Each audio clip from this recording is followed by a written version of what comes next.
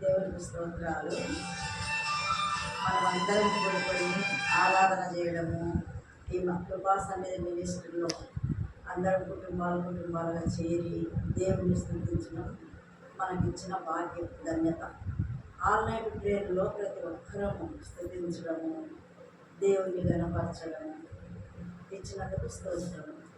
నిద్ర వస్తుండే ఊరికి నాకైతే ఇప్పుడు పోయి పడుకుందామా అని, ఇంకా ఇట్లా నిద్ర వచ్చింది, నిద్ర వచ్చి ఎట్లా అని మళ్ళీ బాధ ఉండేది. పోయి అయినా పండుకుంటుండే కాసేపు.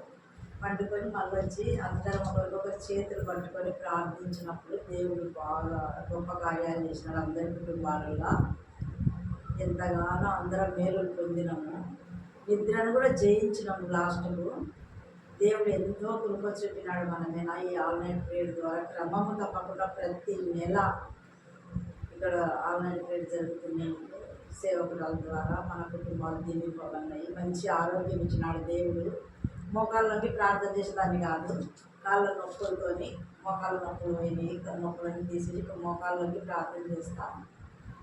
ఆన్లైన్ ప్రేయర్ ద్వారా మనకు ఎన్నో ఘనకార్యాలు, గొప్ప దేవుడు కార్యాలు చేసినాడు.